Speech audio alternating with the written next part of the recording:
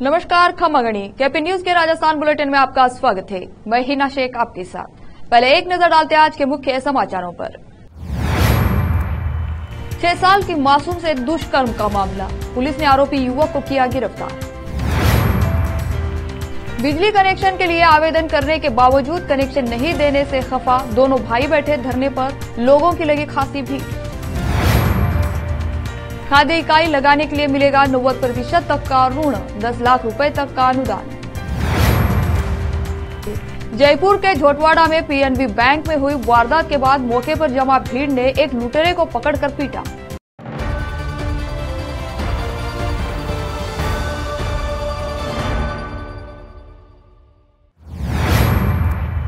समाचारों का सिलसिला शुरू करते हुए देखते हैं समाचार विस्तार से।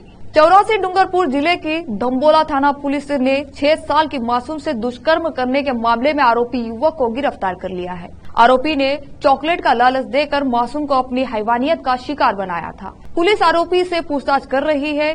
धम्बोला थाना अधिकारी राकेश कटारा ने बताया कि 21 फरवरी को धम्बोला थाना क्षेत्र निवासी एक नाबालिग की मां ने 19 फरवरी को वह खेतों पर गई थी।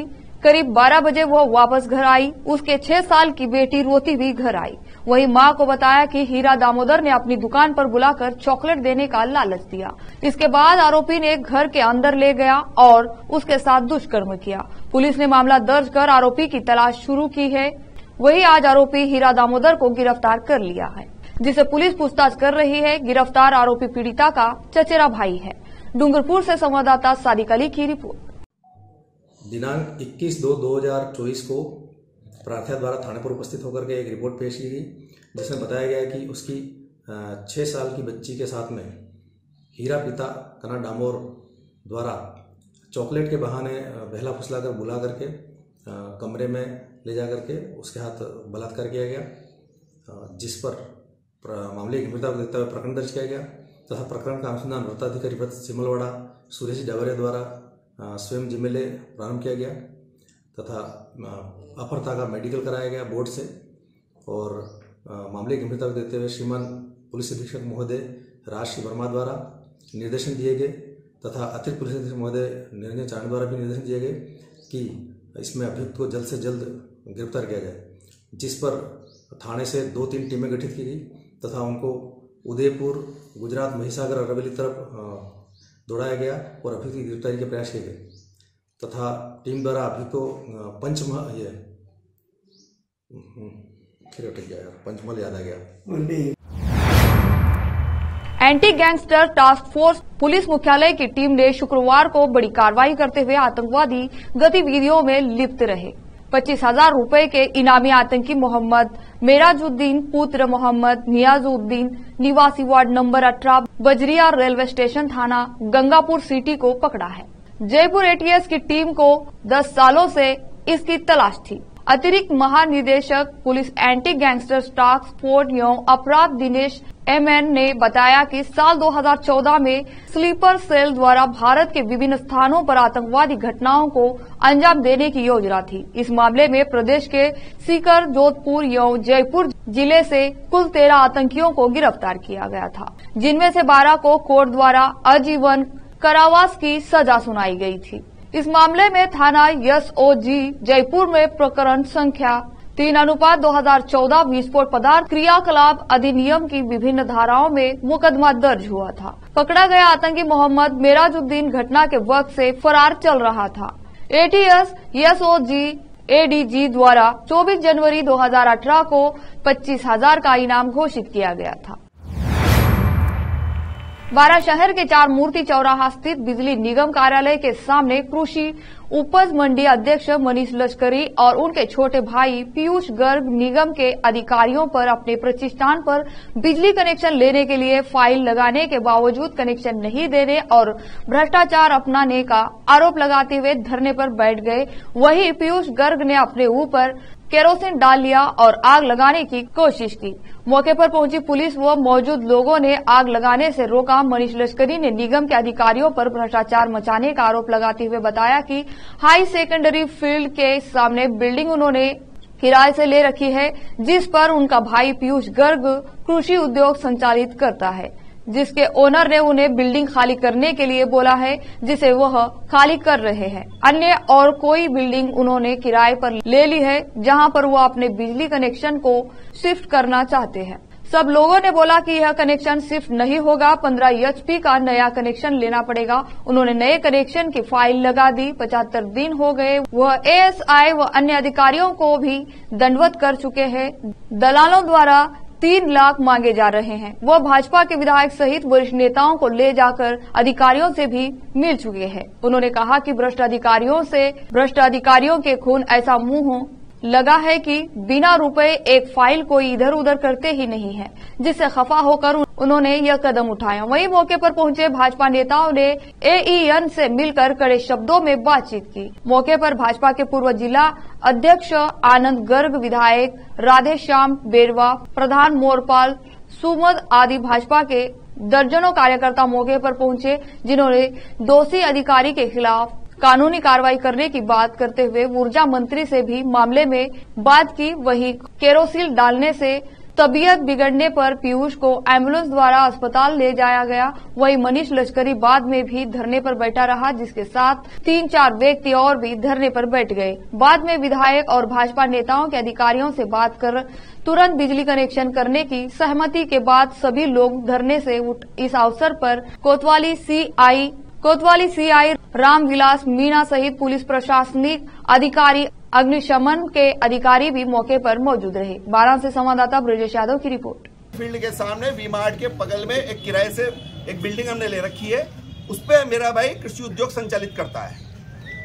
उससे ओनर ने हमें वहाँ खाली करने के लिए बोला है। हम उस बिल्डिंग को खाली कर रहे हैं। इसके बदले में हमने एक हमारे परिवारजनों से एक बिल्डिंग किराए पे ली है। वहाँ हमें कनेक्शन शिफ्ट कराना है। इन सब लोगों ने बोला कनेक्शन शिफ्ट नहीं होगा, आपको 15 HP का नया कनेक्शन लेना पड़ेगा। तो नए कनेक्शन की फाइल लगा दी। 75 दिन हो गए। SC साहब के हमें दंडवती दिया है, एक्शन साहब के हमें दंडवती दिया है और इनके भी मैंने दंडवती लगा दी।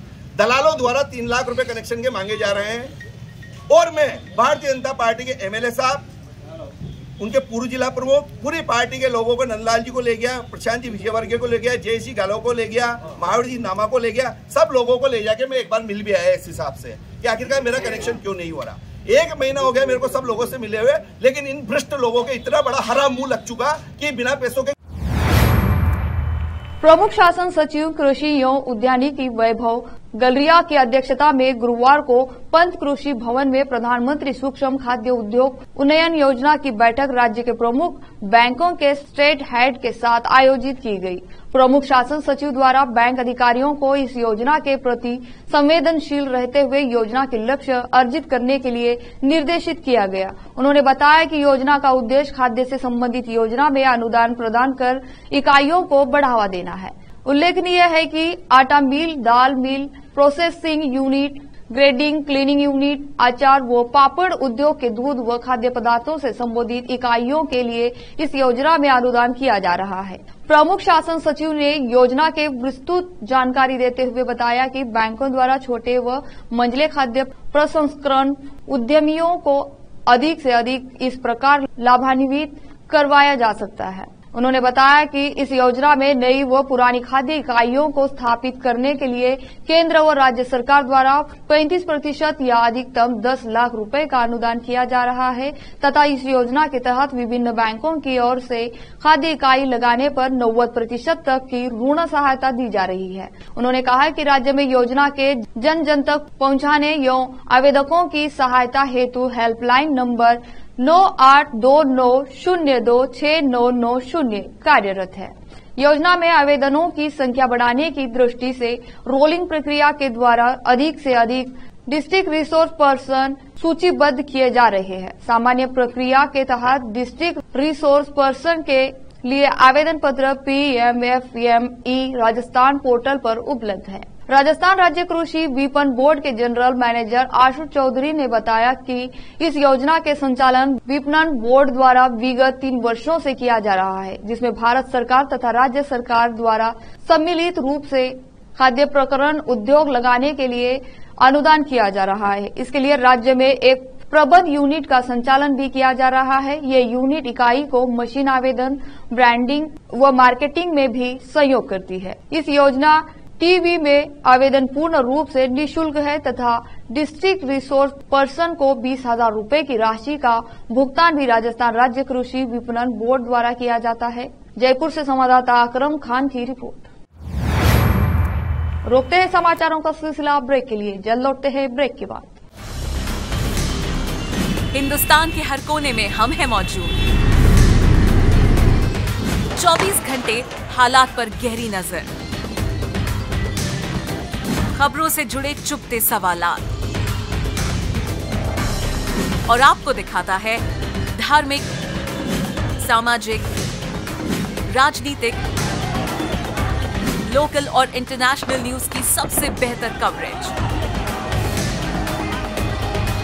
जो आपको रखती है हर पल बाखबर। देश और दुनिया भर की खबर के लिए देखते रहें केपी न्यूज 24/7। ब्रेक के बाद आपका स्वागत है। आइए देखते हैं समाचार। राजस्थान कांग्रेस प्रभारी सुखजिंदर सिंह रंधावा ने कहा कि मैनेजमेंट के लिए मीटिंग की जा रही है। वर्कर बताएं कि कहां कमी रही, अब आगे कैसे क्या किया जाए।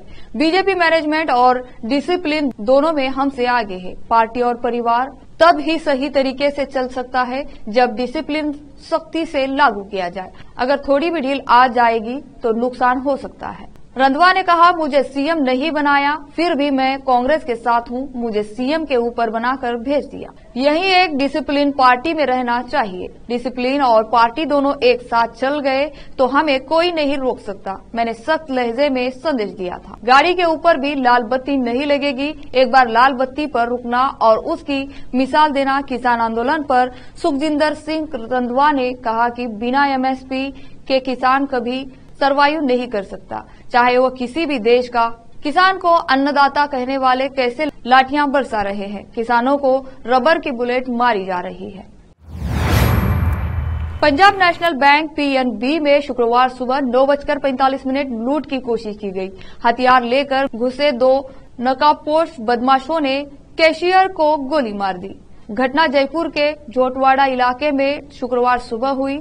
सूचना पर पुलिस मौके पर पहुंची। पुलिस ने घायल कैशियर नरेंद्र सिंह शेखावत को प्राइवेट अस्पताल में भर्ती कराया है। एडिशनल कमिश्नर कैलाश चंद्र बिश्रोई ने बताया, वारदात जोटवाड़ा के जोशी मार्ग पर पीएनबी की ब्रांच है। बैंक में 8 कर्मचारी काम करते हैं और घटना के वक्त 3 मौजूद थे। रोज की तरह सुबह 9:30 बैंक खुला था। 9:45 पर बैंक में 2 बदमाशों ने चेहरे पर मास्क एंट्री की, जो तीनों बैंक कर्मियों को गन पॉइंट पर रखकर लूट की कोशिश में एक कमरे में बैठा दिया। इस दौरान बैंक के कैशियर नरेंद्र सिंह शेखावत एंट्री करते हैं। कैशियर की लुटेरों से झड़प हो जाती है। इस दौरान बदमाश गोली चला देता है जो कैशियर के पेट में लग जाती है। बिश्रोई ने बताया, संभवतः दोनों ने पहले रेकी की होगी, तभी इस तरह से लूट को अंजाम देने आए थे। दोनों के पास जो हथियार थे उनमें से एक कंट्री मेड हथियार था, वहीं दूसरे के पास डमी पिस्टल थी जो डराने के लिए थी। इस दौरान चेतक में मौजूद एक महिला कांस्टेबल मौके पर पहुंची, जिसने एक आरोपी को पकड़ा। पुलिस ने बताया कि पकड़ा गया बदमाश कोटपुतली का रहने वाला भरत सिंह है। वारदात करने के लिए वह मौसेरे भाई को लेकर आया था। पुलिस ने मौके पर भागे दूसरे बदमाश मनोज मीणा को दोपहर 12:30 बजे पकड़ लिया। उनके भी पैर में चोट लगी है। जयपुर में झोटवाड़ा के जोशी मार्ग पर स्थित पीएनबी बैंक जहां घटना हुई, गोली चलने की आवाज सुनकर मचा हड़कंप। बैंक के अंदर गोली चलने की आवाज सुनकर आसपास मौजूद लोगों में हड़कंप मच गया। लहूलुहान हालात में बैंक कर्मचारी जमीन पर गिर गया, जिसे देखकर बदमाश बैंक से बाहर की ओर दौड़े। बैंक लूटने आए एक बदमाश की लोगों ने पिटाई कर दी। पुलिस ने शहर में ए श्रेणी की नाकाबंदी कराई है। घटना के बाद का एक सीसीटीवी भी सामने आया है। बैंक से थोड़ा आगे एक शॉप पर लगे कैमरे में एक बदमाश कैद हो गया। इसमें बदमाश मौके से भागता हुआ नजर आ रहा है। पुलिस ने बताया, दोनों बदमाश पहले बैंक के एटीएम में गए, थोड़ी देर वहीं रुके रहे, फिर बैंक के अंदर आए। घटना के बाद बैंक में पहुंची पुलिस एफएसएल टीम ने भी मौके से सबूत जुटाए थे। वारदात के बाद डॉग स्क्वाड को मौके पर बुलाया गया। बदमाश भरत सिंह, जिसको पुलिस ने मौके से ही अरेस्ट कर लिया था। जयपुर से संवाददाता अकरम खान की रिपोर्ट। बागीदौरा विधायक महेंद्रजीत सिंह मालविया द्वारा लोकसभा चुनाव से ठीक पूर्व पाल बदल देने से कांग्रेस के सामने दोहरी परीक्षा खड़ी हो गई है, जहां एक तरफ लोकसभा चुनाव के लिए नए सिरे से प्रत्याशी का चयन करना होगा, वहीं दूसरे तरफ बागीदौरा विधानसभा में उपचुनाव के लिए भी नए सिरे से प्रत्याशी चयन करने की कड़ी परीक्षा है। कांग्रेस पार्टी द्वारा मालवीय के सिंगल पैनल बनाकर भेजा था, ऐसे में लोकसभा चुनाव के लिए नया प्रत्याशी का चयन करना होगा। बागीदौरा विधानसभा क्षेत्र पूरे प्रदेश का एकमात्र ऐसा विधानसभा क्षेत्र है जहां पर आजादी के बाद से अभी तक भाजपा को जीत का स्वाद नसीब नहीं हुआ है। यहां से महेंद्रजीत सिंह मालवीय ने लगातार चौथी बार जीत हासिल की थी। इससे पूर्व भी यहां से कांग्रेस का पलड़ा ही भारी रहा है। पूरे क्षेत्र में मालवीय का दबदबा होने से कांग्रेस के लिए विधानसभा के लिए होने वाले उपचुनाव में जीत हासिल करना कड़ी चुनौती साबित होगा। लोकसभा चुनाव से पहले दल बदल की सियासत शुरू हो चुकी है। प्रदेश में भी कांग्रेस के कद्दावर नेता रहे महेंद्रजीत मालवीय के बीजेपी में जाने के बाद कहा जा रहा है और नेता भी कतार में है। इन नेताओं के जाने की चर्चा से ही गहलोत कैंप पर पलटवार शुरू हो चुका है। मामले को सचिन पायलट की 2020 की बगावत से जोड़कर गहलोत खेमे पर हमला किया जा रहा है, मगर इस बीच एक बार फिर पायलट को झटका लगने वाला है। उनके खास माने जाने वाले कहा जा रहा है जल्द ही बीजेपी का दामन थाम सकते हैं। फिलहाल वो नेता राजस्थान से नहीं बल्कि उत्तर प्रदेश से है और वो भी कांग्रेस से नहीं है। बीते दिनों ही बीएसपी के सांसद मलूक नागर दिल्ली में आरएलडी ऑफिस में जाकर जयंत चौधरी ने मुल्क के लिए ही बीजेपी से बिजनौर सीट की मांग की है। मुल्क इसी लोकसभा सीट से पिछली बार बीएसपी के टिकट पर चुनाव जीत चुके हैं। तब समाजवादी पार्टी, आरएलडी और बीएसपी का गठबंधन था। बिल्डर रहे मुल्क नागर के बीजेपी और जयंत चौधरी से भी अच्छे रिश्ते रहे हैं। पहले वे बीजेपी से टिकट चाहते थे पर बात नहीं बन पाई थी। इस बीच आरएलडी और बीजेपी में गठबंधन हो गया। अब वे आरएलडी के टिकट पर बिजनौर से अगला चुनाव लड़ सकते हैं। आरएलडी सूत्रों का दावा है कि जयंत चौधरी ने उन्हें टिकट देने का मन बना लिया है। मालाखेड़ा जन जन की आस्था का प्रतीक करणी माता के जन्म स्थान व पूजा स्थल देशनोक नेहरी के मंदिर पर अलवर मालाखेड़ा से दर्जनों श्रद्धालु दर्शन करने पहुंचे। वहां पहुंचकर सुख समृद्धि के लिए माता के चरणों में प्रार्थना की गई। लेडी धार्मिक स्थल बीकानेर देशनोक में स्थित है। इस मंदिर में हजारों वर्ष पुराना व खेजड़ी का इसी मंदिर के नीचे एक गुफा है जहां भगवान भोले का मंदिर है। इसी प्राचीन मंदिर के माता करणी ने पूजा पर भगवान भोले से आशीर्वाद प्राप्त कर शक्तियां अर्जित की। करणी माता के मंदिर के मुख्य द्वार पर अलवर के महाराजा बुख्तावर सिंह ने चांदी का द्वार बनाया था, जो आज भी अलवर जिले का नाम वहां श्रद्धा के साथ लिया जाता है। कुमारी मनीषा, प्रताप सिंह, शशि देवी, लड्डू सिंह, गुडी देवी आदि ने बताया कि माता करणी से सुख समृद्धि की कामना की गई है। परिवार के साथ यहां दर्शन करने पहुंचे हैं। फिर से एक नजर मुख्य समाचारों पर। 6 साल की मासूम से दुष्कर्म का मामला, पुलिस ने आरोपी युवक को किया गिरफ्तार। बिजली कनेक्शन के लिए आवेदन करने के बावजूद कनेक्शन नहीं देने से खफा दोनों भाई बैठे धरने पर, लोगों की लगी खासी भीड़। खाद्य इकाई लगाने के लिए मिलेगा 90% तक का ऋण, 10 लाख रुपए तक का अनुदान। जयपुर के झोटवाड़ा में पीएनबी बैंक में हुई वारदात के बाद मौके पर जमा भीड़ ने एक लुटेरे को पकड़कर पीटा।